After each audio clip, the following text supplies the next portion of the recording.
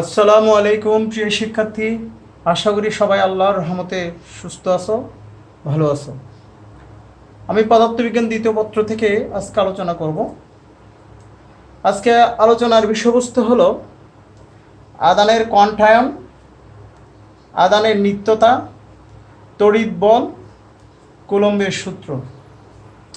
এটা স্থির তড়িতের দ্বিতীয় ক্লাস।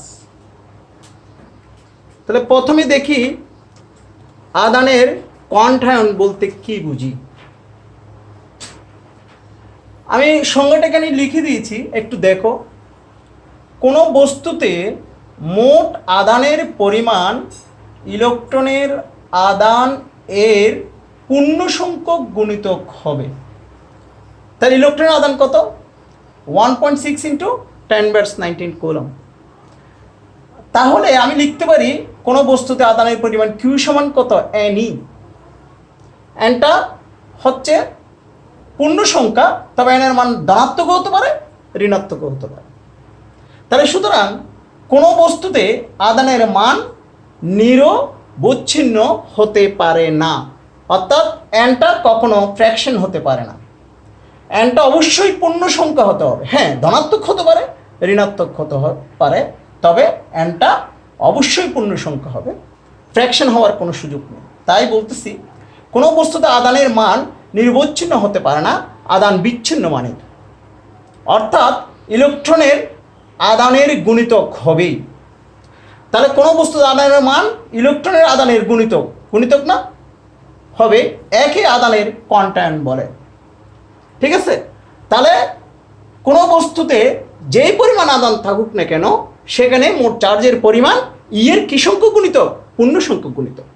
যেমন আমি যদি বলি কোনো বস্তুতে চার্জের পরিমাণ কিউ সমান +11, ধনাত্মক চার্জ বোঝাচ্ছি, অথবা কোনো বস্তুতে চার্জের পরিমাণ -7 হতে পারে, কিন্তু এটা কখনো এরকম হতে পারে না কিউ সমান 4.56, অর্থাৎ এর 4.56 গুণ হওয়ার কোনো সুযোগ নেই।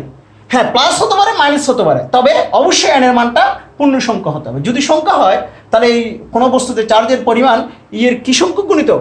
পূর্ণ সংখ্যক গুণিতক। মূলত এইটাকে আমরা চার্জের কোয়ান্টায়ন বলে থাকি। ঠিক আছে? এরপর আসি আদানের নিত্যতা বা সংরক্ষণশীলতা। আমরা শক্তির সংরক্ষণশীলতা বা শক্তির নিত্যতা সূত্র তো শিখছিলাম না, কাজ শক্তি ক্ষমতার মধ্যে। শক্তির সৃষ্টি নাই, বিনাশ নাই, শক্তি এক রূপ থেকে অন্য রূপে রূপান্তরিত হতে পারে, মোট শক্তির পরিমাণ কনস্ট্যান্ট, তাই না? ঠিক আদানের মধ্যেও এরকম আদানের শক্তির নিত্যতা সূত্রের মতো আদানের মধ্যেও একটা নিত্যতা সূত্র আছে। সেটা কি? দেখো, জগতে মোট আদানের পরিমাণ সর্বদা একই থাকে, অর্থাৎ আদান সৃষ্টি করা যায় না বা ধ্বংস হয় না। ঠিক আছে?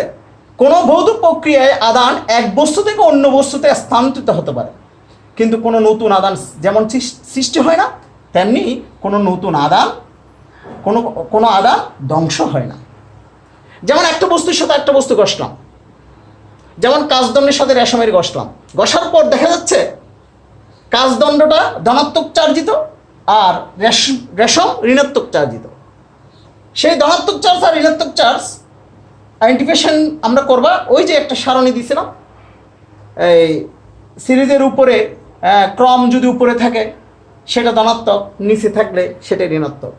তাহলে কাচদণ্ডের সাথে রেশম যদি ঘষি, কাচদণ্ড সিরিজের ক্রমের উপরে আছে আর রেশম থাকে নিচে, সেজন্য কাচদণ্ডে ধনাত্মক চার্জ সৃষ্টি হবে আর রেশমি কাপড়ে ঋণাত্মক চার্জ সৃষ্টি হবে। তো এখানে আদানের নিত্যতাটা কেমনি মেনটেন করে দেখো। ঘর্ষণের পর এখান থেকে ইলেকট্রনগুলো কাচদণ্ড থেকে কোথায় গেল? রেশমি কাপড়ে গেল। তাহলে বোঝা যাচ্ছে এই কাচদণ্ডে ঋণাত্মক আদানের হ্রাস হলো, অর্থাৎ কমে গেল। তো ঋণাত্মক আদানের হ্রাস হওয়া মানে কি? ধনাত্মক আদানের উদ্ভব হওয়া। ঠিক সেই মুহূর্তে এখানে যখন ইলেকট্রনগুলো আসে, নেগেটিভগুলো আসে, ঋণাত্মক চার্জ কী পায়? বৃদ্ধি পেয়ে যায়, অর্থাৎ ঋণাত্মক আদানের উদ্ভব ঘটে। ঠিক আছে? তাহলে এখন আমরা এটিকে বলতে পারি এইভাবে, কাচদণ্ড ও রেশমি কাপড়ের ঘর্ষণের পরীক্ষায় দেখা যাচ্ছে কাচদণ্ড থেকে যেই পরিমাণ ঋণাত্মক আদান রেশমি কাপড়ে যায়, ঠিক সেই পরিমাণ ঋণাত্মক আদান কাজদণ্ডে কি পায়, হ্রাস পায় বা কমে যায়। ঠিক আছে, অর্থাৎ কাজদণ্ডে সেই পরিমাণ ধনাত্মক আদানের উদ্ভব হয়, সেই পরিমাণ ধনাত্মক আদানে কি করবে, উদ্ভব করবে। পক্ষান্তরে কাজদণ্ড থেকে রেশমি কাপড়ে যেই পরিমাণ ঋণাত্মক আদান স্থানান্তরিত হয়, রেশমি কাপড়েও ঠিক সেই পরিমাণ ঋণাত্মক আদানের উদ্ভব হয়, তাই না? তাহলে বোঝা যাচ্ছে ঘর্ষণের ফলে কোনো নতুন আদান এর সৃষ্টি এখানে হয় না, বরং এক বস্তু থেকে অন্য বস্তুতে আদানের স্থানান্তর ঘটে। তাহলে এই ক্ষেত্রে আদানের নিত্যতা বা সংরক্ষণশীলতা সূত্রটা মেনে চলবে। তাহলে আদানের নিত্যতা বা সংরক্ষণশীলতা কী জিনিস সেটা আমরা একটু দেখে নিলাম। এরপর আসি তড়িৎ বল কি।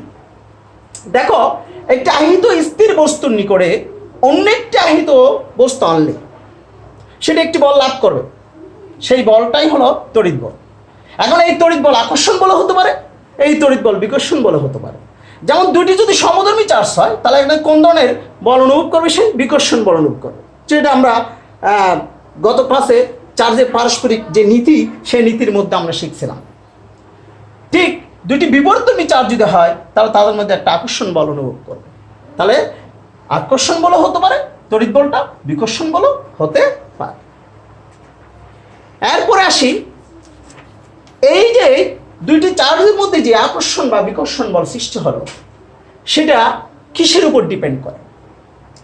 সেটা তিনটে জিনিসের উপর ডিপেন্ড করে। এখানে আদান দুটির পরিমাণের উপর, অর্থাৎ কী পরিমাণ চার্জ তাদের মধ্যে আছে তার উপর, আদান দুটির মধ্যবর্তী দূরত্বের উপর, অর্থাৎ চার্জ দুটি মধ্যবর্তী দূরত্ব কত, আদান দুটি যে মাধ্যমে অবস্থিত তার প্রকৃতির উপর, এটা কি শূন্য মাধ্যম নাকি অন্য কোনো মাধ্যম।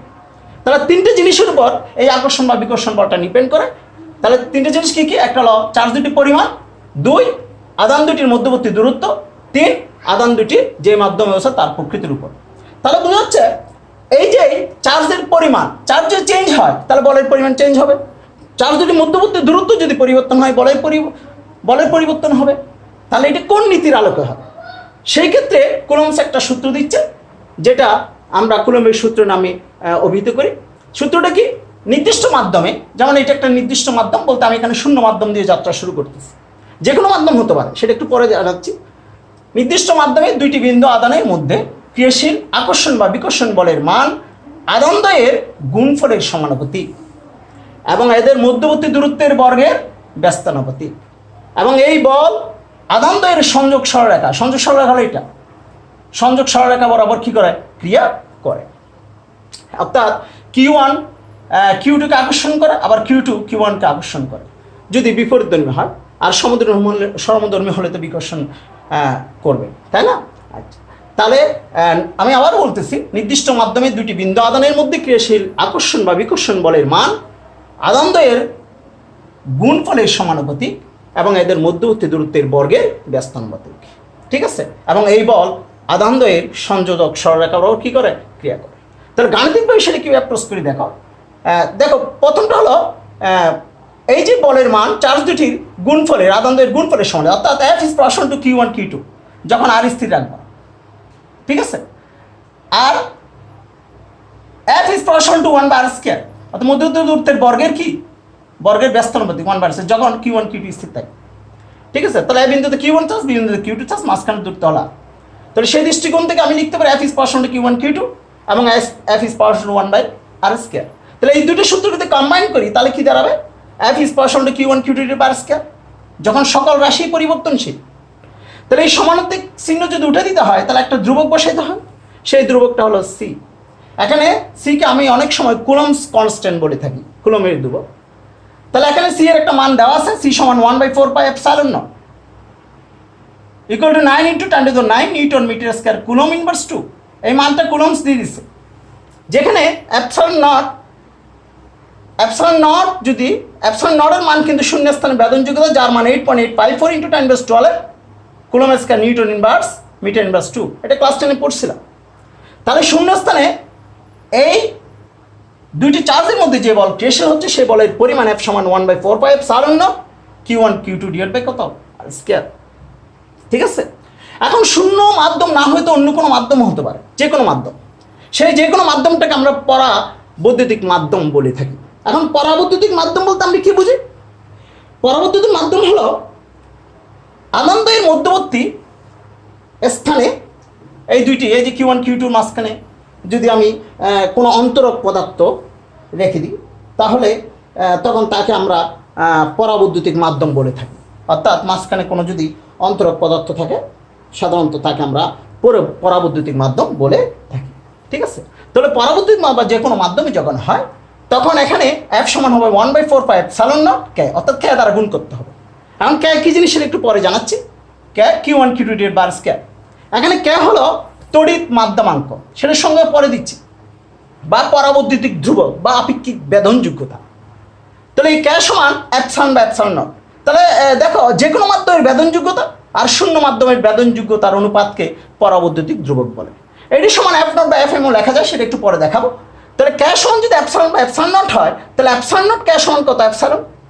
তাহলে ε0 K এর জায়গায় যদি আমি এপসাইলন বসে দিই, তাহলে F সমান 1/4πε Q1 Q2 / K। তাহলে এটা যে কোনো মাধ্যমে কুলম্বস ফোর্স। ঠিক আছে? আর এটা হলো কোন মাধ্যমে? শূন্য মাধ্যমে। এখন এটাকে যদি ভেক্টর রূপ দেওয়া করায়, তাহলে কি হয়? তো F সমান 1/4πε Q1 Q2 / K। এখন ভেক্টর রূপ করতে হলে এখন আর কে ভেক্টর বানাতে হবে। আর কিন্তু বর্গরাশির ভেক্টর হয় না, সেই জন্য আমি কি দিলাম? আর দ্বারা গুণ করলাম, এখানে আর দিয়ে গুণ করে দিলাম, নিচে আর দ্বারা গুণ করলাম, উপরে আর দ্বারা গুণ করলাম, কাটাকাটি করলে আর স্কয়ার হবে। তাহলে F সমান 1/4πε0 Q1 Q2 / R। তাহলে দেখো, কোনো মানকে, কোনো ম্যাগনিটিউডকে যদি ভেক্টরে কনভার্ট করতে হয়, তাহলে একক ভেক্টর দ্বারা গুণ করতে হয়। সেটা আমরা ভেক্টরে শিখছিলাম। কোনো মানকে ভেক্টরে কনভার্ট করতে হলে একক ভেক্টর দিয়ে কী করতে হয়? গুণ করতে হয়। তাহলে আমি যদি এখানে উভয় দিকে একই একক ভেক্টর দ্বারা গুণ করি, এখানে ইটা দ্বারা গুণ করলাম, এখানে ইটা দ্বারা গুণ করলাম। ঠিক আছে?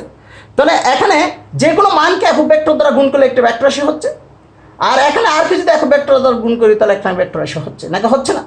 তাহলে এক ভেক্টর সমান 1/4πε0 Q1 Q2 / R ভেক্টর। তাহলে ভেক্টরকে তুমি এইভাবে দেখাতে পারো, অথবা তুমি এইভাবে দেখাতে পারো, এক ভেক্টর দিয়ে সরাসরি এখানে এইটাকে একক ভেক্টর দিয়ে গুণ করে রেখে দিতে পারো। অর্থাৎ এক ভেক্টর সমান 1/4πε0 Q1 Q2 / R² কত? একক ভেক্টর। তুমি এইভাবে রাখতে পারো। তাহলে ভেক্টর তুমি এইটাও দেখাতে পারো, এইটাও দেখাতে পারো। ঠিক আছে? তাহলে মোটামুটি কুলম্বের সূত্র আমরা শেষ করলাম। তাহলে এখানে একটু জিনিস কে জিনিসটা কি? তড়িৎ মাধ্যমাঙ্ক বা পরাবৈদ্যুতিক ধ্রুবক বা আপেক্ষিক বেদনযোগ্যতা। তো তোমাকে জিজ্ঞেস করো পরাবৈদ্যুতিক ধ্রুবক কি জিনিস, সেটা এখানে দুইটার সঙ্গে দিতে পারো। শূন্য মাধ্যমিক ক্রিয়াশীল বল মানে এটা, আর যে কোনো মাধ্যমিক ক্রিয়াশীল বল হলো কোনটা? এটা। তাহলে এই দুইটার যে অনুপাত, সেটাকে কে বলে? অথবা যে কোনো মাধ্যমের বেদনযোগ্যতা আর শূন্য মাধ্যমের বেদনযোগ্যতা অনুপাতকে আমরা পরাবৈদ্যুতিক ধ্রুবক বলে থাকি। তাহলে এইটা যে এইটা সমান, সেটা একটু দেখো কীভাবে হয়। যেমন এখানে K সমান কি লিখলাম? F0/F, তাই না? তাহলে F0 এর মানটা যদি আমি বসাই দিই, 1/4πε0 Q1 Q2 / R² কত? 1/4πε Q1 Q2 / R²। তাহলে এটা যদি ক্যান্সেল করি সবগুলো, এখানে থাকবে, উপরে থাকবে 1/ε0, নিচে থাকবে 1/ε। উল্টে দাও, ε/ε0।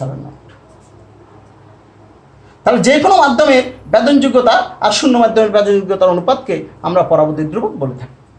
তাহলে পরাবৈদ্যুতিক ধ্রুবক সঙ্গে যদি দেওয়া হয়, বল দিয়েও দিতে পারো, বেদনযোগ্যতা দিয়েও দিতে পারো। ঠিক আছে? তাহলে বল দিয়ে দিলে শূন্য মাধ্যমে ক্রিয়াশীল বল, আর যে কোনো মাধ্যমে ক্রিয়াশীল বল অনুপাত হলো পরাবৈদ্যুতিক ধ্রুবক। আর বেদনযোগ্যতা বা আপেক্ষিক বেদনযোগ্যতা দিয়ে যদি দাও, তাহলে কি লিখবা? ঠিক আছে? যে কোনো মাধ্যমের বেদনযোগ্যতা আর শূন্য মাধ্যমের বেদনযোগ্যতার অনুপাতকে পরাবৈদ্যুতিক ধ্রুবক বলে। ঠিক আছে? তাহলে মোটামুটি ক্লাস আজকের মতো শেষ।